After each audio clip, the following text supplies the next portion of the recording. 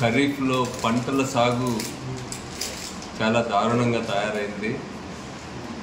July నెలలో తీవ్ర వర్షాభావం వల్ల ఇప్పటికీ 35% కూడా పంటలు సాగు కానటువంటి పరిస్థితి ఉంది. ప్రత్యేకించి అనంతపురం జిల్లాలో 65% జూలై నెలలో తక్కువ వర్షం కురిసింది. ప్రత్యామ్నాయం ఏం చేద్దాం అనేటువంటి ఆలోచన కూడా ఈ ప్రభుత్వం చేయకపోవడం దురదృష్టకరం. ఒకవేళ ఈరోజు రాత్రికి వర్షం వచ్చినా రేపు ప్రత్యామ్నాయ పంటలు విత్తనాలు కూడా అందించలేనటువంటి పరిస్థితులు ఈరోజు ప్రభుత్వం ఉంది. రైతాంగం ఈరోజు తీవ్ర ఆందోళన చెందుతూ ఉన్నారు. గత ప్రభుత్వం వైఎస్ఆర్ జగన్మోహన్ రెడ్డి గారి నాయకత్వంలో ప్రభుత్వం ఉన్నప్పుడు రైతు భరోసా 35,000 కోట్ల రూపాయల వరకు కూడా రైతు భరోసా రాష్ట్రంలో రైతులందరికీ కూడా ఇచ్చింది. ఇన్సూరెన్స్ గురించి ఏం చేస్తారు, ఇన్పుట్ సబ్సిడీ గురించి ఏం చేస్తారో ఈ ప్రభుత్వం ఈరోజు చెప్పడం మానేసి కేవలం గత ప్రభుత్వం పైన నిందలేయడం, జగన్మోహన్ రెడ్డి గారిని బూతులు తిడుతూ విమర్శలు చేయడానికి, వైఎస్ఆర్సీపీ కార్యకర్తల పైన దాడులు చేయడానికి ఈరోజు సమయాన్నంతా కూడా వెచ్చిస్తూ ఉంది తప్ప ప్రజల శ్రేయస్సు గురించి ఏమాత్రం కూడా ఈ ప్రభుత్వం ఆలోచించడం లేదు.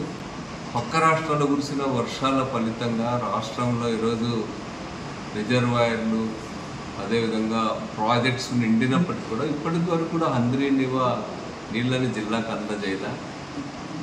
ఒక కాంట్రాక్టర్, టీడీపీకి సంబంధించిన కాంట్రాక్టర్ కాలువ గడ్డంగా ఆయన మట్టేసి కాంట్రాక్ట్ పనులు చేసుకుంటూ ఉంటే దాని పట్ల గట్టిగా వ్యవహరించలేకపోవడం అనేటువంటిది రైతుల పట్ల ఈ ప్రభుత్వానికి ఎంత బాధ్యత ఉందనేటువంటిది కూడా ఈరోజు అర్థమవుతుంది. దీనికి తోడు ఈరోజు రాష్ట్రంలో చరిత్రలోనే లేని విధంగా కేవలం ఓటన్ అకౌంట్ బడ్జెట్తోనే ఈరోజు ముందుకు పోతూ ఉన్నారు.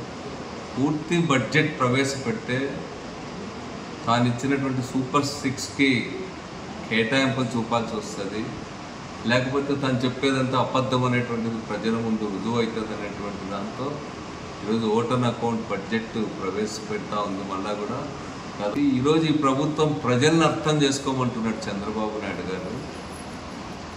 మీకు అర్థం కాదా? ముందుగానే ఎన్నికల ముందు చెప్పిన అబద్ధం తొణకుండా చెప్పేటప్పుడు, ప్రజలు మోసం చేసేటప్పుడు, అన్యాయం హామీలు ఇచ్చినప్పుడు మీకు రాష్ట్ర ఆర్థిక పరిస్థితి తెలియదా?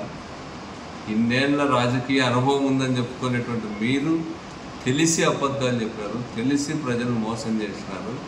ఇప్పుడు రాష్ట్ర ఆర్థిక పరిస్థితి చూస్తేనే భయం వేస్తూ ఉందని, లేకపోతే ప్రజలు అర్థం చేసుకోవాలని చెప్పి పరోక్షంగా మొత్తం హామీలన్నింటిని కూడా మేము అమలు చేయమనేటువంటి సందేశాన్ని ప్రజలకు చంద్రబాబు ప్రభుత్వం చెప్తా ఉందనేటువంటిది ఈరోజు అర్థం. ఇప్పటికైనా కూడా అబద్ధాలు, ఈ దాగుడు మూతలు ఇవన్నీ ఆడడం మానివేసి కనీసం ఆగస్టు 15 నుంచైనా వీటన్నింటినీ అమలు చేయడానికి ఒక కార్యాచరణతో ముందుకు రండి.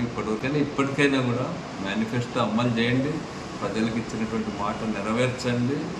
మీకున్న అనుభవాన్ని, మీ సమర్థతని ప్రజలు మోసం చేయడానికి, అబద్ధాలు చెప్పడానికి కాకుండా పరిపాలన పైన చూపెట్టండి, ప్రజలకు న్యాయం చేయండి అని చెప్పి